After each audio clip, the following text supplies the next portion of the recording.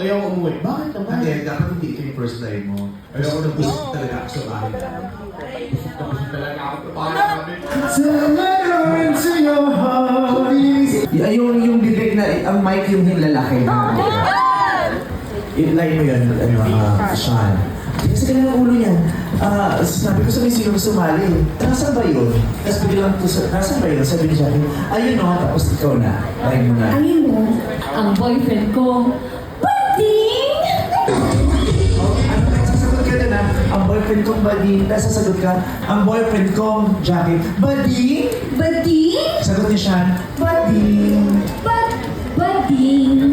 Ako pala si Mary Marao. Lalo nga po ako nagigigil sa inyo. Sorry! Mamaya. Ako lang. Hindi yun. Dapat meron, ito, kumuha ka na lang ng something dito. Kasi bago mo sa akin. Tapos talaga yung bibig mo. Matigil naman. Sa'yo yung foundation ko. Dapat meron, ito, kumuha ka na lang ng something dito. Kasi bago mo sa akin. Ano wala siya? Okay, yun lang yun. At magbuhay ito sa adliban lang ang buhay nito. Okay. Okay na yun. Go. Kailan na-earn na ako?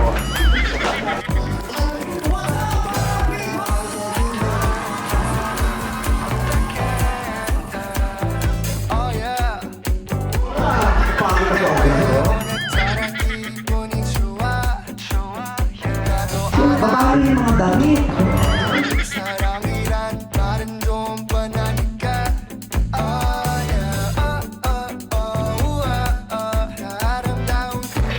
Ate! Nakita ko na bali yung bato.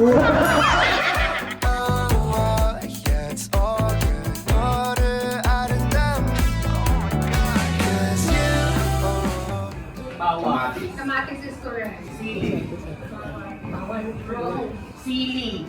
Mainit. Mainit. Sili. Broccoli. Makakarating mo. Wala. Pero kailangan yung ano yan Ay ako pala mag-host.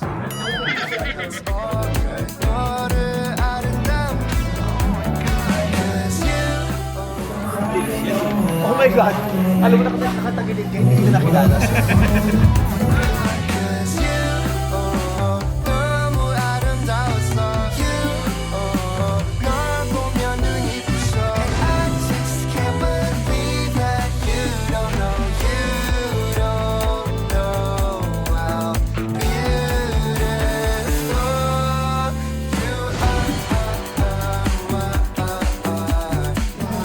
Ay, pinagtatawanan mo ako, naka.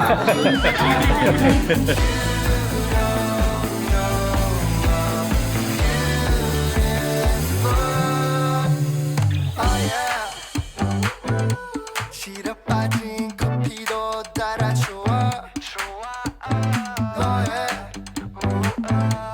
향기에 모든 건 달콤해지니까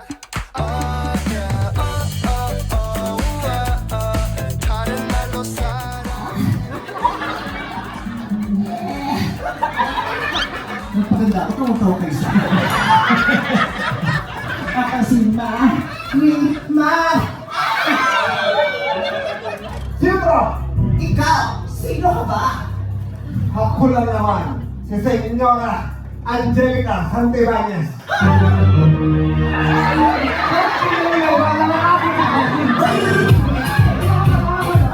Ayaw ka ba? Hinahanap mo si Pulverso ng sayo pa na! Ako lang naman si Inocencia. Huwag mo akong pinaglolo ako! Auntie Claire, ang daming problema sa palasyo. Wala na palang oras. Overtime pa tayo. Basta, pupunin na lang natin. Panonood mo ba? Thank you, I love you, Kelsey girl. So sorry. Talina, Rosalinda, Marimar.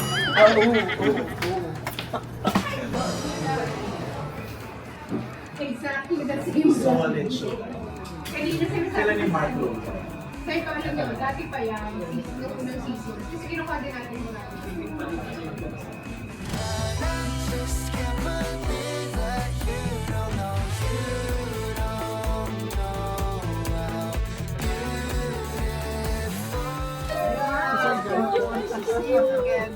how are you? Salamat po for visiting again. Halika, picture po tayo. Sa July 6, babalik ko ibang batch ko naman sa... Yes, sige po. Okay. Thank you very much. Salamat po. Kalimutan mo. Masapit na kami sa Nice to see you. Kayo. Ingat ka lagi, Sir Gus. Thank you po. Ikabit na naman po. Opo.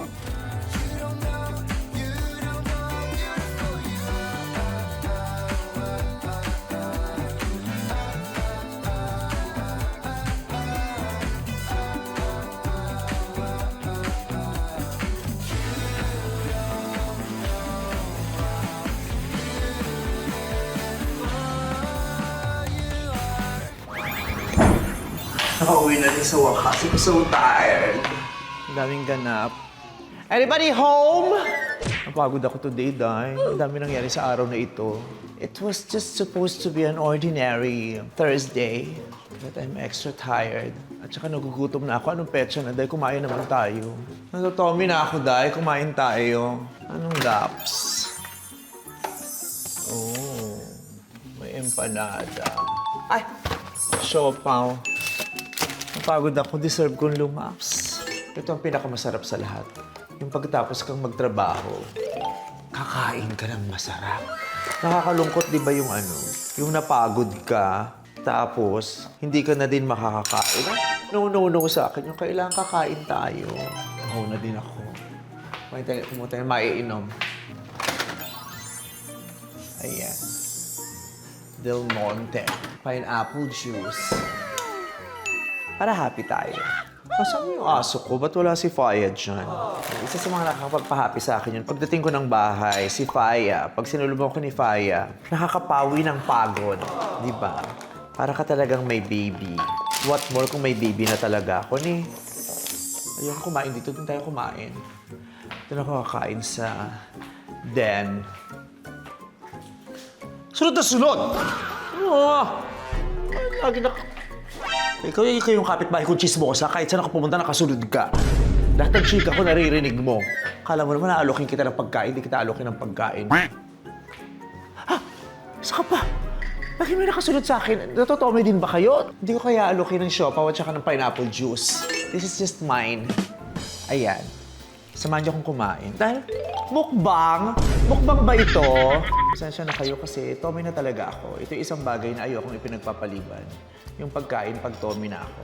Sa lahat ng mga nagtatrabaho dyan, sa lahat ng mga breadwinners, make sure hindi nyo dinedeprive ang inyong mga sarili sa pagkain. Dahil kailangan nyo ng malakas ang inyong pangangatawan. Hindi pwedeng pagod lang kayo lagi.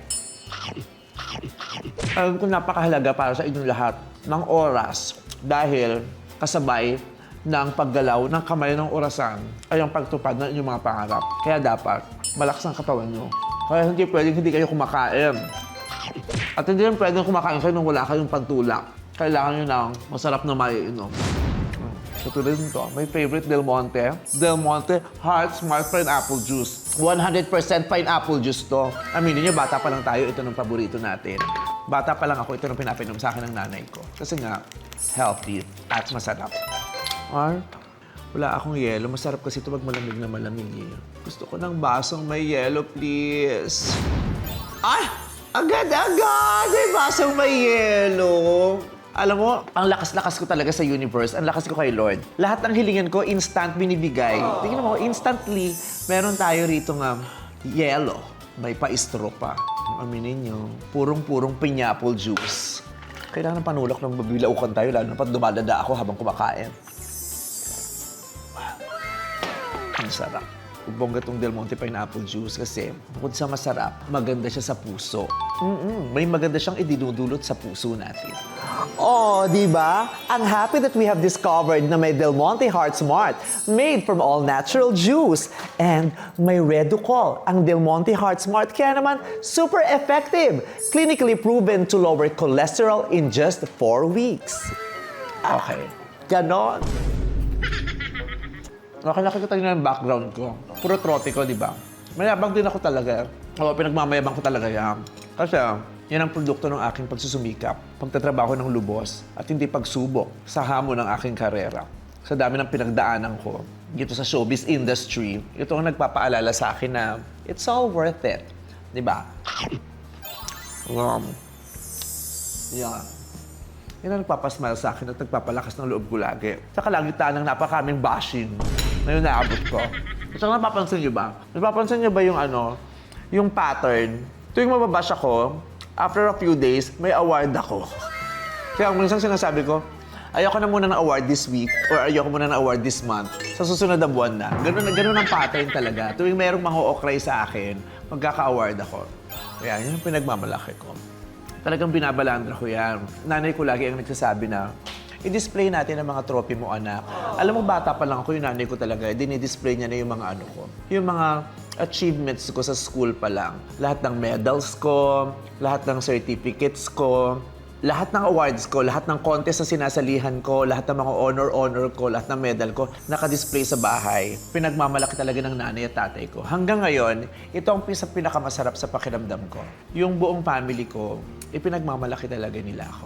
Lahat ng mga achievements ko, lahat ng mga ganap ko sa buhay, ipinagmamalaki nila. And as a breadwinner of the family, masarap sa puso na maramdaman mo na yung mga taong dahilan ng pagsusumikap mo, pagtatrabaho mo ng husto, ng pagkakaroon mo ng pangarap, talagang sumusuporta sa'yo.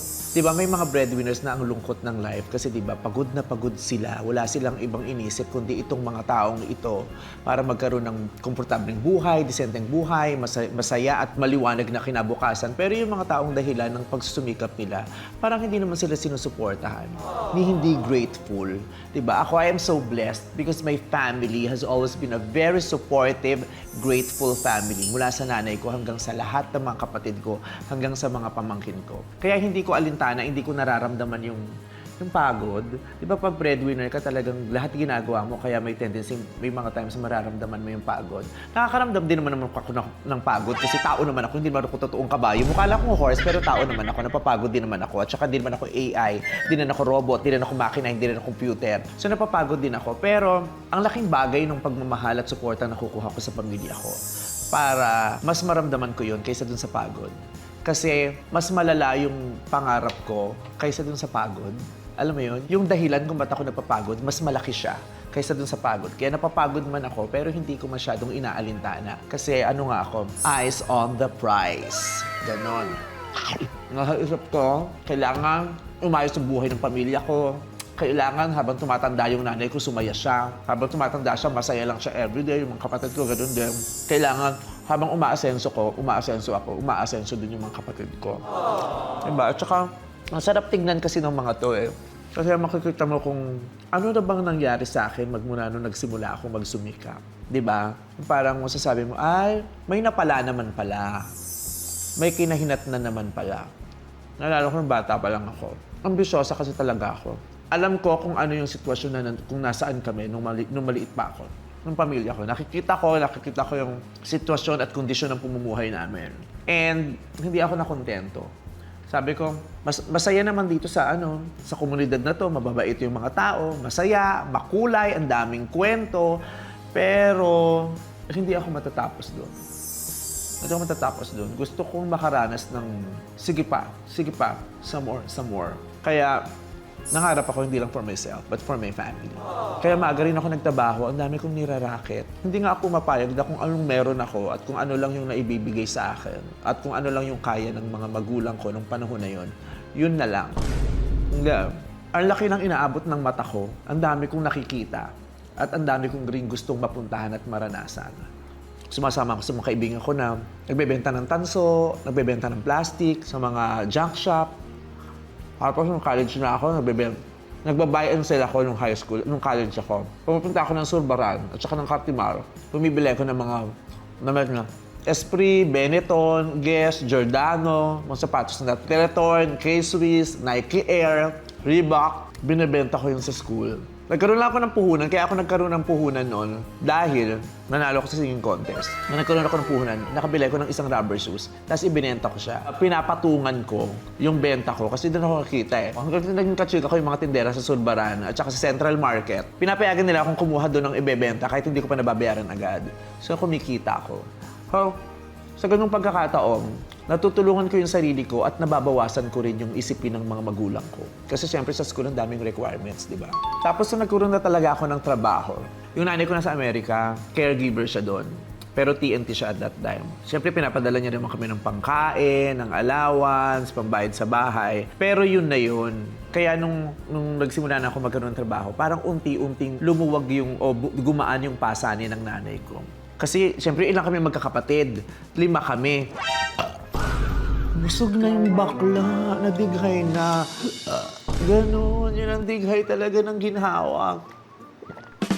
5 kaming magkakapatid. Ang liit-liit ng nanay ko, imagine mo, yung liit na yun, yung babaeng mukhang penguin na yun, binuhay kaming malalaking mga 3 bakla, tapos 2 babae, di ba? So, pagod na pagod din. Kaya nung nagsimula na akong kumita, sabi ko, balang araw, sasapuhin ko at papasanin ko yung bigat na nasa likod at balikat ng nanay ko. Hindi naman ako agad naging breadwinner ng pamilya namin. Because my mom, naku, puta, kala mo, minimum ang kinikita ng nanay ko. Yung nanay ko, capable siyang magtrabaho. So nagtatrabaho yung nanay ko. Yung nanay ko hindi naman humilata lang at nagpasarap at umasa lang sa amin. Hindi ganun ang nanay ko. So yung nanay ko nagtatrabaho, nagsusumikap siya. Kaya nung nagtrabaho ako, hindi naman ako agad-agad sumapo. Ang nasa isip ko, kailangan ko munang palakasin yung sarili ko at kailangan kong mag-ipon. At kailangan kong maiangat yung sarili ko para pag nakaangat-angat ako, tsaka ako sila mabibitbit. Kasi di ba kung pare-pareho ako ng level, sino mag-aangat? Di ba? Para ma-pull mo yung tao mula sa baba, kailangan nasa taas ka. Kasi pag nasa baba ka, tapos pinush mo yung tao papaangat, maiiwan ka sa ilalim. Yun ang kwento ng maraming breadwinners, ha? Nananatili sila sa ilalim kasi yung mga pasan-pasan nila sa balikat nila, ipinupush nila paangat. At hindi nauubos yun. Sa dami ng pumupunta sa balikat nila at inaangat nila ng inaangat, dumarating sila sa time na pagod na sila. Tapos pagtingin niya, siya yung nasa ilalim. At ang masakit pa doon, yung mga pinush niya paangat, iniiwan siya. Diba? Yun yung sad reality. That's the sad story of so many breadwinners. So many breadwinners, specifically OFWs, diba? Kaya ako, ang swerte ko sa pamilya ko kasi hindi ganyan yung pamilya ko.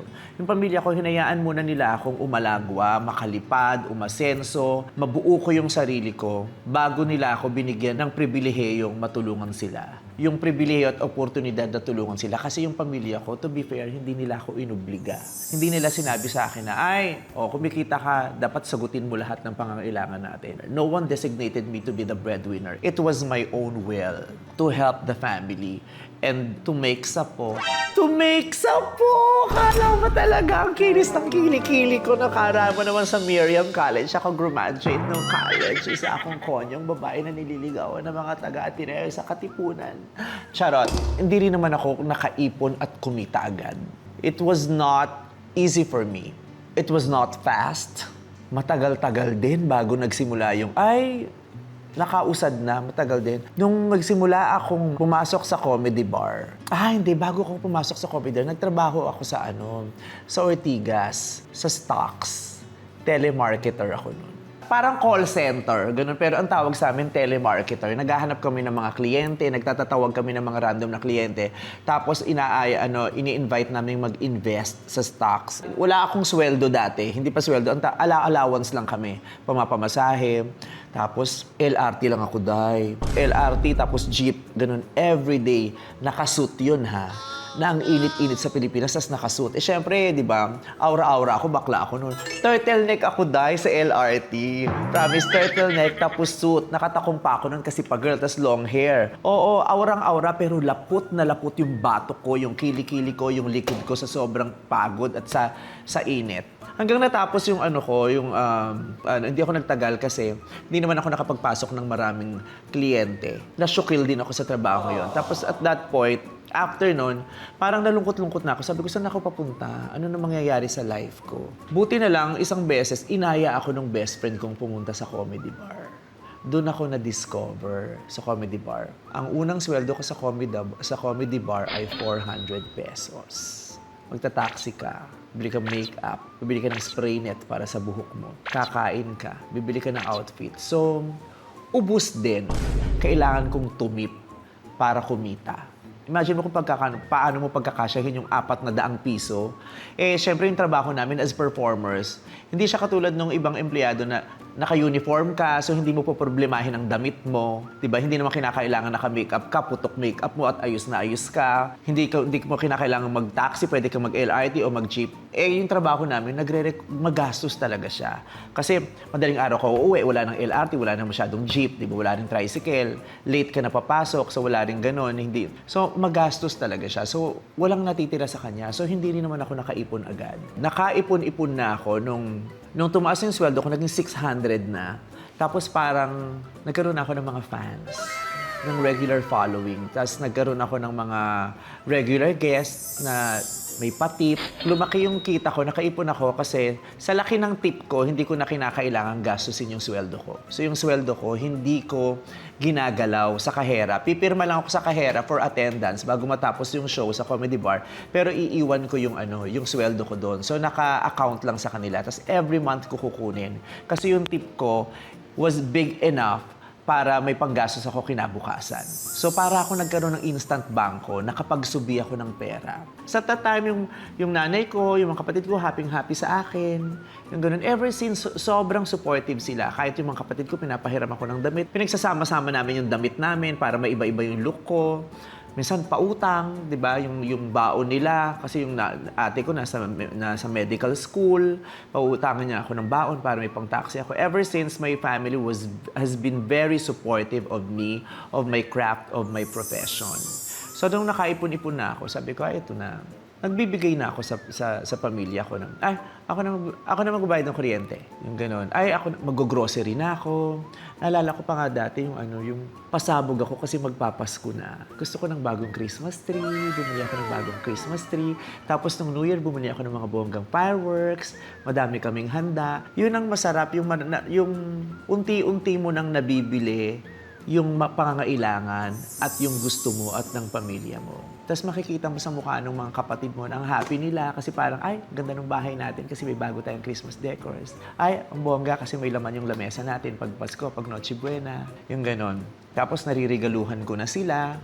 At yung pamilya ko, magaling silang magpasalamat. Ang hindi sila magaling manghingi. Hindi talaga sila nang hihingi. At yung mga kapatid ko, mayroon din sila naman kanya-kanyang pamamaraan para kumita din at makatulong din. Minsan sasabihin niya, wag mo nang bayaran yung ilaw na bayaran ko na this month. Yung ganun. Kaya hindi ko masasabing sole breadwinner ako kasi marami kaming magkakatulong sa pagtataguyod ng pamilya namin. Nagkataon lang na umabot ako sa puntong ako na yung may pinakamalaking kita sa pamilya namin, na parang nahihiya naman ako na parang ang laki ng kita ko tapos kukunan ko pa ng ambag na, yung equal ambag yung mga kapatid ko. Kaya hindi na. So sinasapo ko na siya.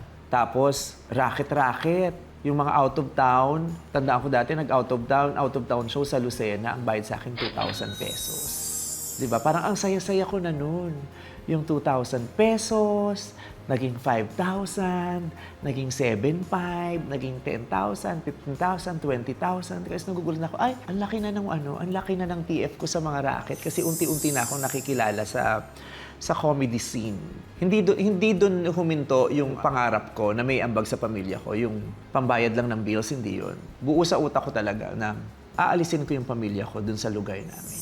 Parang masaya ako doon, marami naman kaming magagandang alaala din, pero gusto ko naman makaranas kaming lahat ng level up. Kaya ayun, pinagpagawa ko ng bahay yung pamilya ko. Tapos nung nakapagpagawa na ako ng bahay, pinakiusapan ko yung nanay ko na, Nay, uwi ka na. Kaya ko na. Ako naman.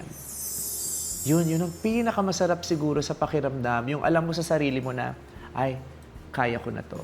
Kasi maraming breadwinners na kulang pa kung anong meron sila para sa sarili, pero kailangan nilang humanap ng paraan para yung kung anong maliit na meron sila, ma-share pa sa napakaraming miyembro ng pamilya nila. Yung alam niyang kulang pero pinagkakasya, hindi sapat pero pikit mata, itatawid, iraraos. Ang hirap nun araw-araw sa buhay ng isang breadwinner, yung alam mong susweldo ka ngayon, pero pag hawak mo ng sweldo mo, wala pang ilang oras, ubus na.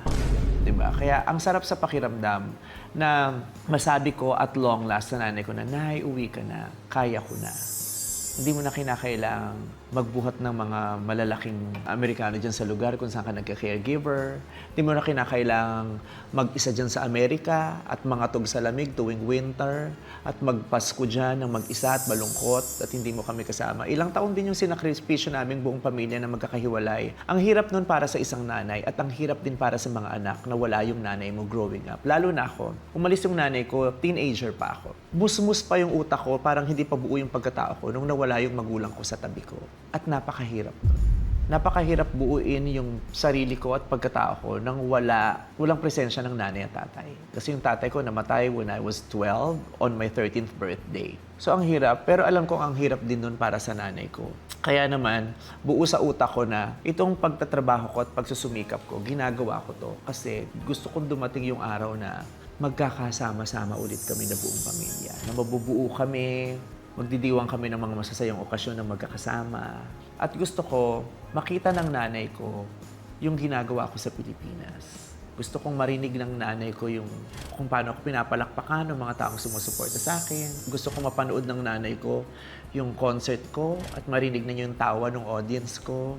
Gusto kong maranasan ng nanay kong tumanggap ng award para sa akin.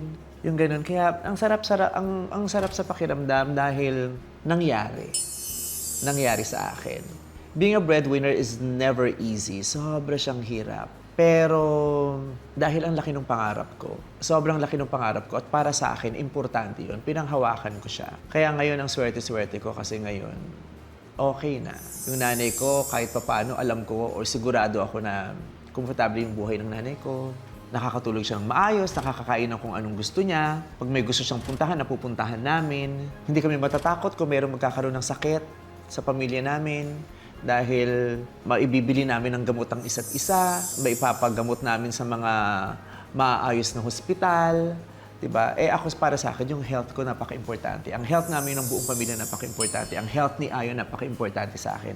Kaya kung natatandaan nyo, 2 months ago, ang tagal nyo akong hindi nakita sa telebisyon. Parang 1 month akong hindi umere sa Showtime because I was focusing on my health. Ayon and I went to Singapore para magpa-check up. Pina-check up ko yung buong katawan ko. Kasi nagkaroon ako ng injury sa paa. Pero nagpunta ako ng Singapore, hindi lang para ipatingin yung paa, kundi yung buong katawan ko. Si Ayon din, at nagpa-check up kami. Kasi para saan yung yung mga pinagpaguran mo mula nung unang araw na nagsakripisyo ka hanggang sa nakaipon ka na, kung hindi nyo naman may enjoy kasi may mga sakit kayo. Hindi nyo may enjoy yung bawat isa kasi may mahalagang tao sa buhay mo na may sakit. Hindi mo na makakapiling, hindi mo na makakasabay man lang sa mga gusto mong gawin kasi mahina na ang pangangatawan. Kaya doon, nagpo-focus ako sa gano'n. Yung nanay ko, we are making sure na yung nanay ko habang tumatanda, naalaga namin yung pangangatawan niya.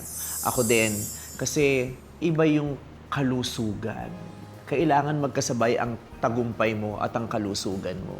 Kasi pag isa doon wala, mahirap ang buhay. Pag isa doon wala, hindi masarap ang buhay. Yung kalusugan at tagumpay, kailangan magkatabihan, di ba? Malusog ka nga, pero parang wala ka namang na-achieve, di ba? Ang lungkot nun. O kaya ang dami mong na-achieve, pero biglang hindi ka na healthy. Ang lungkot din nun. Kaya kailangan kambal sila. Yung tagumpay mo at saka yung kalusugan mo, dapat magkasabay yun.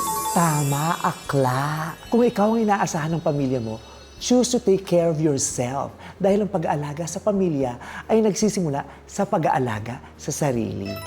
Ganon, akla. Diba? Kaya nga ito, diba? Kala mo ganito lang to, ang liit-liit lang nito, pero malaki nagagawa nito sa katawan ko. Kasi, pag maayos ang puso ko, panatag ako, at mas magkakaroon pa ako ng mas mahabang pagkakataon para mahalin yung buong pamilya ko, si Ayon at yung mga taong mahalaga din sa akin. Kaya mahalaga na malusog ang puso mo para mas masaya ang pamilya mo. Diba? Alam mo, ang dami nangyari sa buhay ko pero hindi siya magkakasya sa isang ganitong chikahan lang. Diba? Kailangan parang 130 episodes yan para maghahati ang Netflix at saka Prime para ma-encapsulate lahat na nangyari sa life ko. Sa Pilipinas, napakaraming breadwinners. Sobrang daming breadwinners. At saka, hindi ko ma-imagine kung paano makakasurvive ang pamilyang Pilipino without the OFWs. napakalaking bagay na may mga oportunidad sa ibang bansa na nagbukas para sa mga Pilipino dahil sa pagkakataong iyon at sa pamamaraang iyon. Maraming pangarap ang natupad at maraming pangarap ngayon ang tinutupad. Maraming pamilya ang nagkakaroon ng pag-asa at nagkakaroon ng mas maayos na kinabukasan. Kaya kung katulad ko kayo na breadwinner, nangarap, nagsumikap, nagsakripisyo, nagtrabaho para sa pamilya ninyo o kung may kakilala kayo, i-chika nyo rin sa akin ang inyong mga istorya. Share your own breadwinner story using hashtag Pusong Breadwinner and hashtag Alagang Heart Smart para mapasalamatan naman natin ang mga breadwinners natin. O kahit ikaw mismo na breadwinner, i-share mo sa amin ang storya mo at kailangan mapasalamatan mo rin ang sarili mo because you're doing such a great job. Okay? Post and share ninyo sa Facebook lahat ng mga chika na yan at mamimili kami ng best stories. Gusto nyo yon? Make sure na nakapublic ang profile and post ninyo para mabasa namin at para makita namin ang mga story ninyo. At dun sa mapipili ko, abangan mo, magkita tayo sa Showtime. Yes! Okay. Sobrang dami ng chika ko, hindi ko na nakain tong empanada ko. Ang takaw ko, no? Oo. Kailangan. Ang takaw ako. Kasi, dada ako ng dada eh. Buka ng buka yung bunganga ko palabas. Kailangan pag buka ng bunganga ko, pumapasok din. Ano pa? Ano pang gusto yung chika? Tama na, ang dami kong ginawa sa araw na ito. Ang dami ko na nasisto. Pagod ako mula umaga, sinundan niyo ako. Kita niyo mo sa Showtime, di ba? Super work lola nyo. Kung inaakala nyo, nagpapasuit lang ako sa Showtime, nagkakamali kayo. Nagpapagurang ko yung pagpapatawa ko sa inyo. Akala nyo ganun-ganun lang yun. Akala nyo late ako lagi. Aga kong pumapasok ko. Kita nyo? Nagkukukumpas ako doon. Nagpaparehearse kami. Practice kami para doon sa mga patawa-patawa namin doon sa aksong. Tapos kung makatalak kayo, kala nyo naman talaga pag-aari nyo mga katawan namin. Kala nyo pinetix-petix namin yung trabaho. Bah, pagod na pagod kami doon ah. Minsan ka nag-aaway-aaway na kami doon eh. Para masiguro lang namin na nakakatawa at saka masayang programa pinapanood nyo. Tapos kung makapagsalita kayo, ganun-ganun lang. Kala nyo talaga.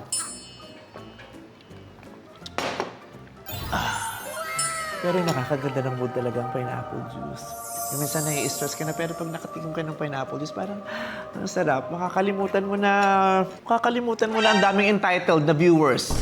Na ang daming mga entitled na mga netizens. Kung makapagsalita ka, alam nyo lahat. Hindi lang sa amin, pati sa mga production, kung makatala kayo, kala nyo talaga alam nyo kung paano ginagawa ang isang buong programa. Diyos ko naman, we're trying our best. Kasi nga mahal naman namin kayo. Kaya gusto namin maganda pinapanood nyo. Pero syempre, hindi naman araw-araw Pasko. Maraming pagkakataon, nahihirapan din kami. Unawain naman natin ang isa't isa. Hindi yung lagi na lang kayong galit sa amin. Diyos ko naman. Mabuti lang talaga may pineapple juice na talaga nakakapagpaganda ng mood. Kasi syempre, pag malusog ang puso mo, di ba parang masaya ka, magaan lang ang paligid.